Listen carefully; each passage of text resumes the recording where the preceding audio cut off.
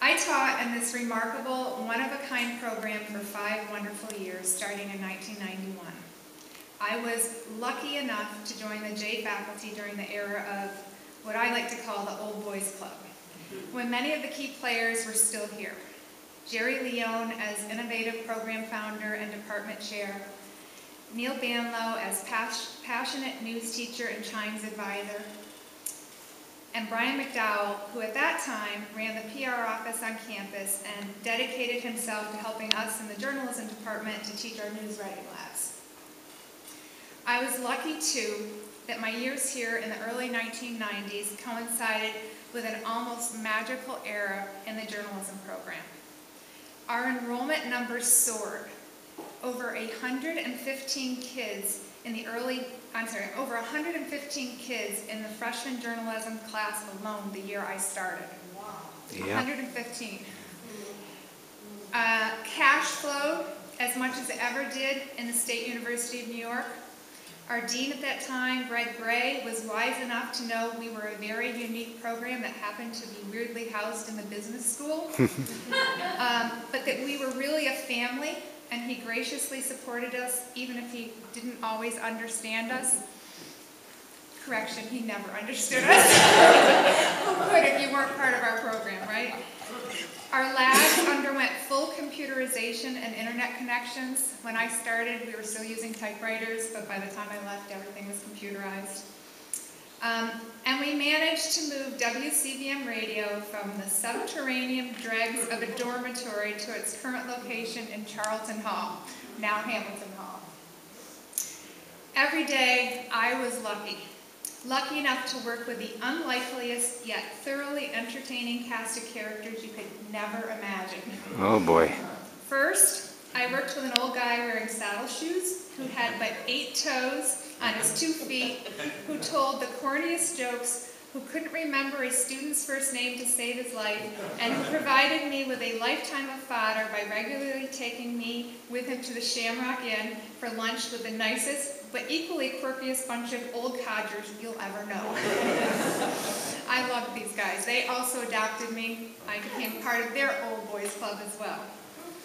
Second, I worked with a Vietnam vet who had less hair and less socks than the rest of us, but more boxes of overhead lecture notes, more folders crammed with handouts, more tallies on the numbers of hours he'd spent editing stories, more Michigan State memorabilia, and far more energy and devotion to his students than all of us put together.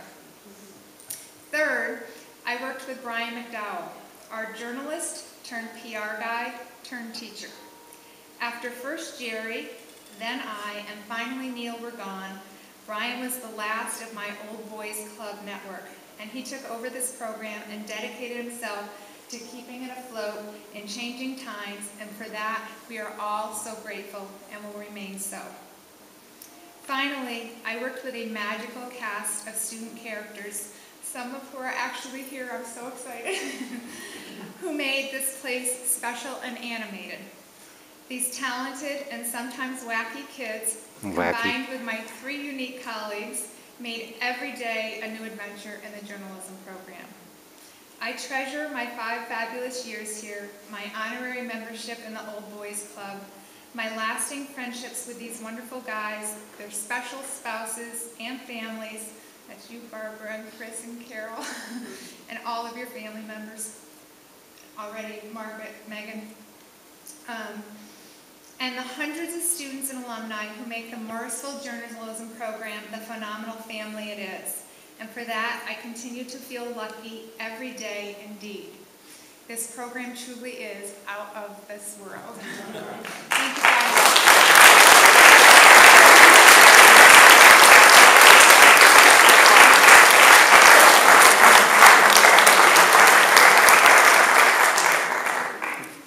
Always love you.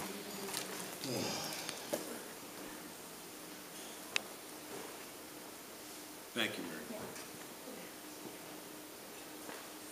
If you ever sucked the fun out of a party by explaining to friends in great detail why Citizen Kane or All the President's Men or Spotlight are on your short list of favorite movies, you might be a J alum. I want to pause for a minute and expand on what Neil said. I had taken a part-time job shooting fraternity and sorority composites with Van Tyne Imaging out of Hamilton to help pay for our audition. So about the time the audition rolled in on flatbeds, and about the time that I collected about 1,200 postcards from the alumni office and 1,200 address labels and 1,200 stamps, funded by Barb Leone, by the way.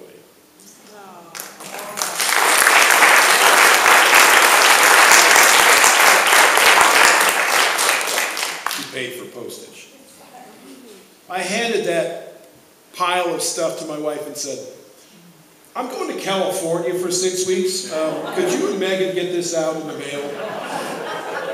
Yeah, it's true, and she did, and Megan did. And I started here in 1985 in public relations and worked 60, 70 hours a week. I was here on weekends. I was working on my master's for 5 years of that. Was not home a lot. And I could not have done that without Margaret McDowell. I couldn't.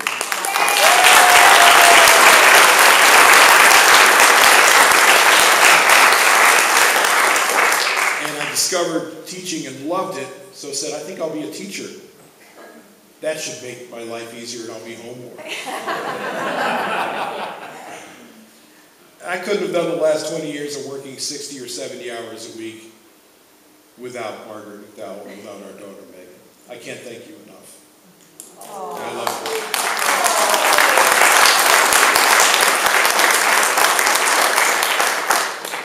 When I was a reporter right out of college, I was an English major in college. We used to call it pre-unemployment. But I was hired by the Syracuse newspapers, and I was working in Oneida, and my closest competitors were the Oneida Daily Dispatch. And one of the best journalists I ever met was among them.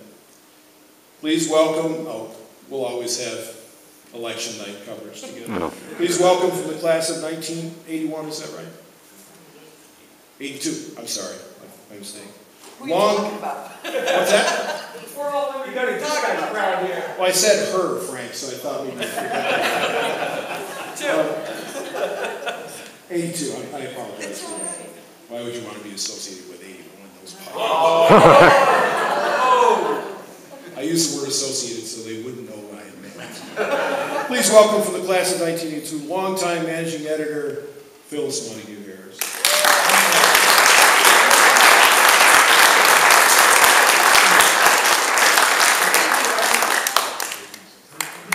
You're back. Before I talk about my time here, let me tell you the night I spent with Brian McDowell. Like he said, he was our main competition, and we were both assigned by our editors to go to Wampsville, which is the county seat of Madison County, to collect election results. And this was back in the days when the little old ladies wrote down, Town of Eaton, 6, 3, and they would just bring these pieces of paper out with them. And they got tired, and they decided the media didn't need any more information. They said, we're closing up now. And we have been handwriting all these numbers and notes, and our editors expected a full count of every Madison County race. So Brian and I went out to, I believe it was my car, and we said, even though we were competitors, what do you got for this, what do you got for that? And we traded notes back and forth, and we're able to put our stories together. So, thanks, Brian.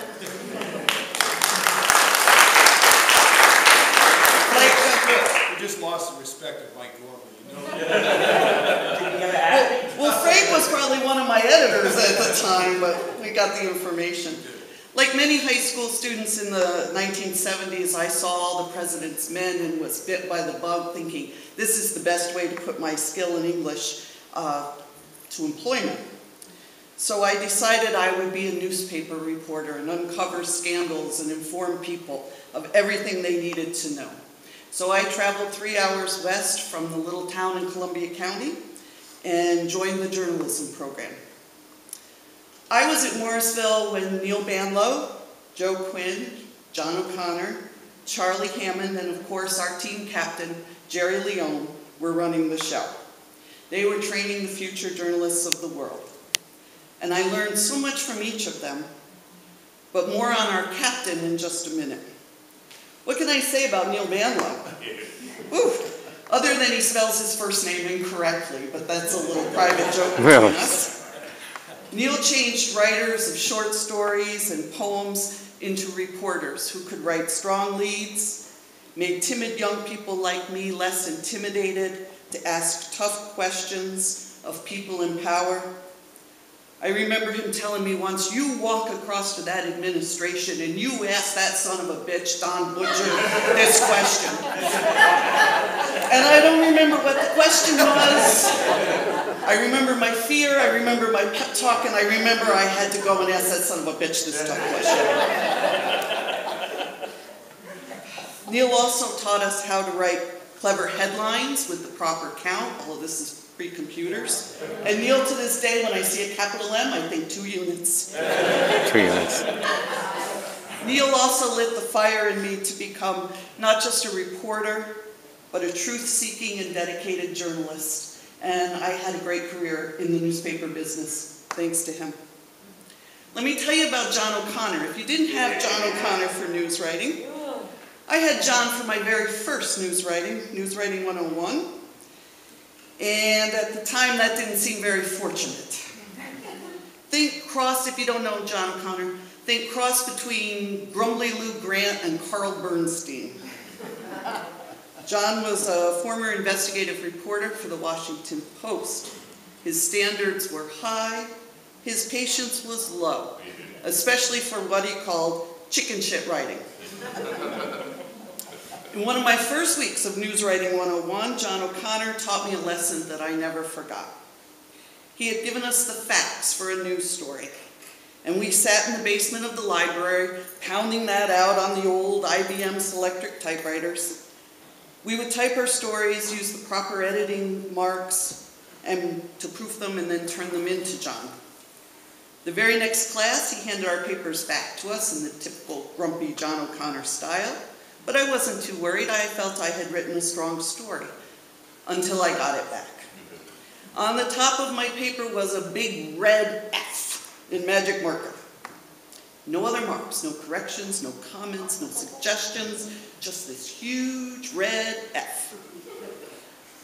I was devastated. I was scared. I was nervous. I didn't know what I had done wrong. So I worked up my courage after class, and I went up and I said, what's wrong with this paper? I don't understand why I got an F. So he grabbed it from me and he looked at it and he said, gross error in fact. Handed it back to me. I couldn't find it. I looked, he said, find it. I couldn't.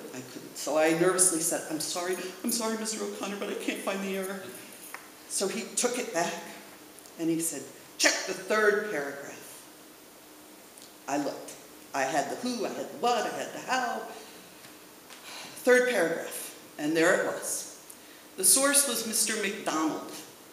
And on that old IBM Selectric, on the third reference of McDonald, I had a lowercase d. But there were no 3 underlines under it, so it was wrong.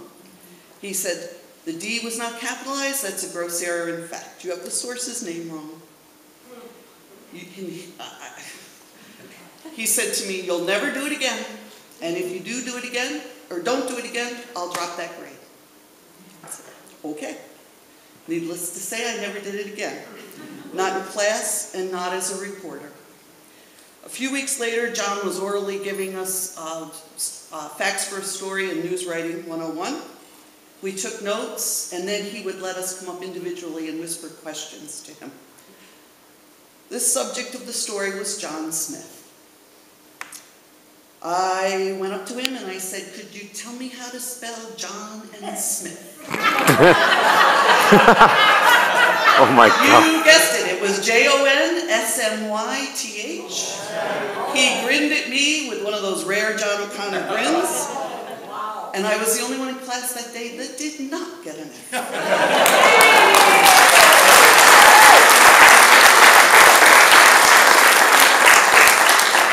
Morrisville trained me well for the real world of newspaper journalism. It also gave me the opportunity to work with some tremendous people and distinguished alumni like Frank Eltman, who when I joined the staff as the Dispatch as a little, timid green reporter was our sports editor at the time. And I remember when all this talk about the AP Style Book, just an aside.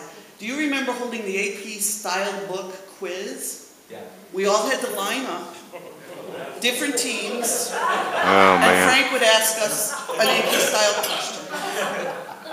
And I was the last woman standing against Syracuse University grads and Buffalo grads and Oswego grads. And the question I got right was USS ship. How do you spell USS in the use of a ship? And I knew there were no periods, and I won. Thanks, Morrisville. Frank also gave me the confidence to take over as managing editor when he went on to bigger things. And I'm grateful. That also gave me the opportunity to hire a lot more Morrisville grads who went through the Dispatch as kind of their master's on-the-job training, and then went on to bigger publications. So thank you, Frank. Because of Morrisville, I enjoyed a successful career as a member of the local newspaper news team. I covered politicians, tragedies, celebrations, and we even uncovered a scandal or two. It was everything that a young girl who had watched All the President's Men could have hoped for. But I promised you a story about our captain, Jerry Leone, the heart and soul of this program, who created a legacy of journalists, and by that really changed the world. When I graduated from the journalism program in May of 1982, I got married a couple months later, settling here in Madison County. A few months after my wedding, I was busy decorating the house and, cooking new meals and doing all that newlywed housekeeper stuff. And my phone rang. It was Jerry Leone. Honey, he said, I'm calling to find out why my favorite journalism graduate is up to these days. I knew he said that to all the graduates, favorite journalism graduate, but it was still nice to hear. I told him about settling our home, adjusting to married life, and he interrupted me. He said, hey, honey, I know all of that. That's why I waited a few months before I called you. I gave you a few months to play newlywed. Now it's time to think about your career. I admit I was a little taken aback by the post-graduating counseling, but the more Jerry talked about wasting my talent and my education, the more I knew he was right. He told me that the Oneida Dispatch was always asking for good reporters, and he would highly recommend me. I would have no problem getting a job. His pep talk ended with the promise he would call me back in a month. And he said, I better be able to tell him I was working when he called back. Don't disappoint me, honey, he said, as he hung up the phone. Disappoint Jerry? Who could disappoint Jerry? I would never do that, so I contacted the dispatch, got an interview, and started as a stringer because they had no positions open at the time. I covered town meetings, farm forums, and even, yes, the first male stripper performance in Munnsville, New York. A few months later, I was hired as the dispatch feature editor, a position that allowed me to write, photograph, and lay out sections of the paper. It was a great job, and anytime Jerry particularly liked something I had written, I would get a phone call or a note. Jerry's phone call in 1982 was the catalyst of my 18-year newspaper career. When I left the newspaper to devote more time to my young children, I could look back on a successful career.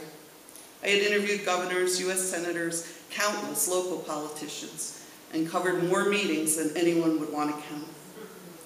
Just a few short years ago, I got another call from Jerry. "Honey," he said, "I just found out you have cancer. Are you doing okay?" So I told him about my diagnosis, the surgery, the chemo, the daily radiation, and we talked a little bit about my fears and my concerns. He listened intently and then said to me, "Honey, can I give you some advice? You have to be positive." Adding, "Can I tell you a story?" And he did. He told me about his own diagnosis of pancreatic cancer. At the time, he was doing well. He told me about his Whipple surgery and his own experiences with chemo, telling me as bald he was even more beautiful. He then told me how he had turned his blood type, be positive, into his rallying cry. We talked for over an hour about how much cancer sucks, but how it still provides you with a blessing because it gives you the ability to see each day as a gift and gain the knowledge of what is truly important in life. I can't look at you, Barb. As our conversation wound down that day, after about an hour or so, Jerry said to me, "So, honey, I want you to promise me something. Do all you can to stay and be positive and fight like hell." It was the last time I spoke to him. Once again, Jerry Leone had offered me all the advice on what I needed to do at that stage of my life to succeed. And it was what I needed to hear at the time. So God bless you, Jerry. You gave us so much more than our livelihoods. You shaped the adults we became, and we are all very grateful.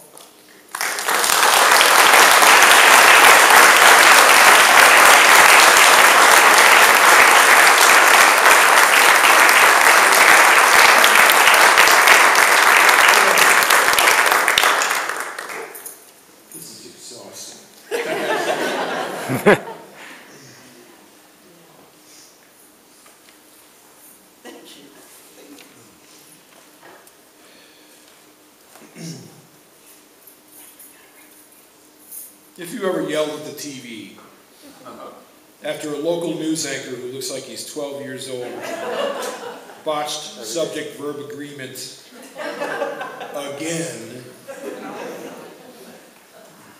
you might be a J alum. Our next speaker tonight, and if you're wondering, I started with 7 pages, I'm down to 2, so thank you. Has distinguished himself in a long, award-winning career in print journalism. He is currently a Long Island correspondent for the Associated Press, and as you've heard, in 2016 was elected to the Press Club of Long Island's Journalism Hall of Fame.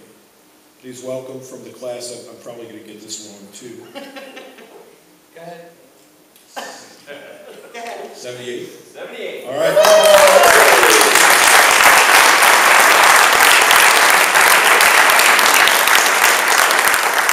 One of the other organizers of our first book, in our own words, Frank Elton.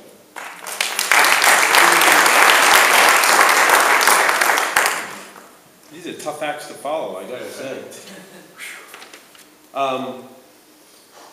So I'm going to start by reading just the first couple of paragraphs of a column that Phyllis asked me to write for the Dispatch back in 1991 when Terry Anderson, the Associated Press correspondent in Beirut, was finally released after a long time in captivity. I don't think I'll ever forget that day in August 1976 when I started journalism school at SUNY Morrisville. Here I was, fresh out of high school, and I'm sitting in a large room listening to Neil Banlow and Jerry Leone announce to anyone who had arrived for the curriculum that promises great fortune should leave immediately. Yep. Journalism, they shared, could be rewarding in many ways. Homes on both coasts, vacations in Europe, BMWs and Jaguars in the driveway, not here, leave now. The rewards would have to come in other ways. A call from a proud parent after you write a story about their son or daughter's exploits on the high school varsity. A thank you note for helping someone's fundraising effort get noticed. The resignation of some political scoundrel after you uncover their misdeed in an investigative report. And sometimes, I know it sounds corny, just the satisfaction of a job well done. I've had many highlights in my career, and I appreciate the kind words that Neil and everyone else have spoken about me tonight, but one of the highlights of my career was a day when I was sitting in the Oneida Daily Dispatch office, and Jerry came in. Stood at the front counter, summoned me over, and said, "I need something from you." And I was like any of us, I was like, "Anything, Jerry, what do you need?" He said, "My son Tom wants to go to journalism school, and I need to get him a little bit of experience. Do you have any positions here at the Dispatch for him?" And we made a position for him, and he was an assistant. He was a jack of all trades, but I was a sports editor then, and Tom came in and worked with me for what seemed like a couple of years. When he started, he typed about 6 words per minute. And he quickly acquired the nickname Lightning Leone. Lightning. But to be able to be asked by Jerry Leone to mentor one of his sons just shows what kind of program this is. I mean, I'm going to wrap up by just saying it's family. We're all family. We've always been family, and we always will be family. And I can't say enough how much I appreciated Jerry coming in that day and asking me to do him a favor, because I would have walked through fire for the man. So here's to another great 50 years. Thank you. Yes.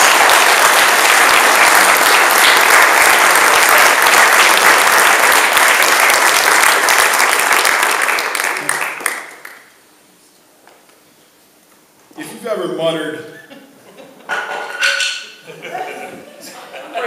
What muttered that? we'll wait, Frank, we'll wait.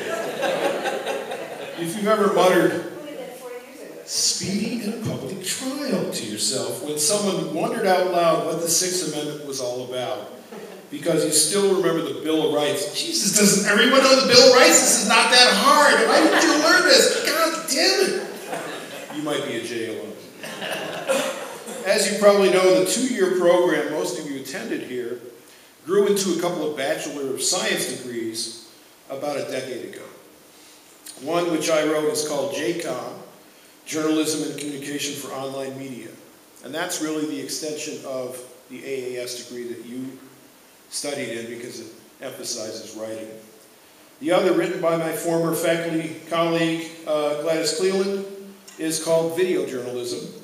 And for an update on the program as it enters its 51st year, I'm pleased to welcome to the microphone the current chair of the journalism department, Dr. Marty Howell Collins.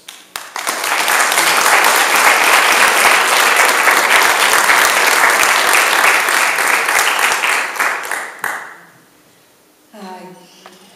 First of all, I'd like to say welcome home. I don't recognize very many people in here because I've been teaching in the journalism department since 2011. I know that may seem like a moment in this grand history, but we, the faculty of the journalism department, think it's a critical moment. We have some challenges. We are facing, like many journalism departments across the country, low enrollment and ever-tightening budgets. When was it you said you had a lot of money? Can we go back there? Yeah. Yeah. And meanwhile, in the industry, things are changing every day, and we are seeking the balance right this minute between print and online news product. To that end, we've hired a new professor. He's from Florida. He works at the Sun Sentinel. I think he's worked there up until yesterday. And he has a master's in digital journalism. So what we see in the future is probably not what we see right now. But we are confident that we will do well because of all of you. Because you have built this foundation, like you like to call it, this house for us. And we know that we are standing on your shoulders every day. I want to assure you that our faculty are well-educated, veterans of the industry, and our students are enthusiastic and so creative. So creative. I would love for you to be able to meet some of them. Please come back and visit us and see what we're doing now. We know that we will weather these transitions with style and grace, and it's because of you. Thank you so much.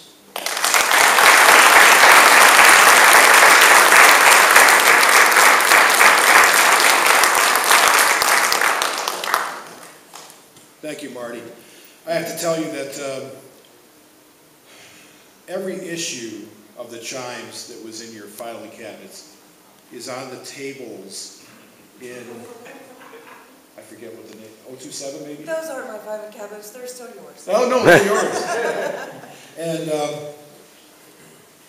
I'm not going to put them back because I want your editors to have the honor of going through all the issues from 1970 or 69 on to 2012 or 13 and Are they in order? cataloging them. They are in order, so that they pick them up. That'd be cool. But there's some great stories. One of my favorite is the issue we did for September 11th, and I had to really convince my editorial board, yeah, it's important to do a special issue, and they ripped up what they were doing and put it out, and now when they see that issue, they say, we're so glad you made us do that, because now it's there for all time. And there are a lot of issues like that, and you guys know because you created them. If you could recite stats about the 1994 Detroit Tigers, the 79 Detroit Lions, the 66 NCAA football champion Michigan State Spartans, or Kirstie Alley. Oh boy. Kirstie. You might be a J alone. Before we close and adjourn to the fort, where Neil has promised to do the Dance of Seven Veils, I want to thank you all for coming to this celebration at the Little College in Central New York. I want to close with just a few of my own thoughts about this house that Jerry built. I came to Morrisville in '85, as I said, and worked in PR for 10 years before I found my dream job, teaching journalism. And I remember when I asked Jerry if he thought it would ever be possible that I might be able to teach in his department, and he said, in spades, Brian, in spades, which meant the world to me. At the end of each of my 20 academic years, at convocation, I always told my graduates two things. Number one was that since most of them were going on in the old days to transfer to four-year campuses to finish their bachelor's degrees, I wanted them to know that they knew everything they needed to know to take the next step, to succeed at a larger campus in a larger program. It may have been structured differently, it might have been packaged differently, but they knew everything they needed to know. The key was to breathe deeply, trust their training, and work hard. As our friend Carla Thompson says, you have to work hard. You have to work very, very, very, very hard when you first get out of college. It usually didn't take them too long to discover that they were way ahead of the students who had started at those four-year campuses. And you guys know because you're nodding your heads. Number two, and this was very important to me as well, maybe more important, was to tell them that this place had changed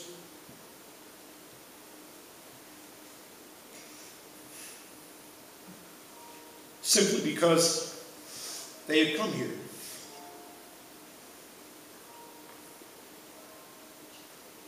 A teacher's students are imprinted on his heart, at least this teacher. And I needed them to know that they had changed this program, and it changed me in profound ways by expanding the definition of a Morrisville J alone. So I offer you, and please, technology work. My computer's been crashing all day. In closing, I offer you this love letter to the house that Jerry built. The beautiful family timeshare in which we all will live off and on for the rest of our days. I'll see you at the fort.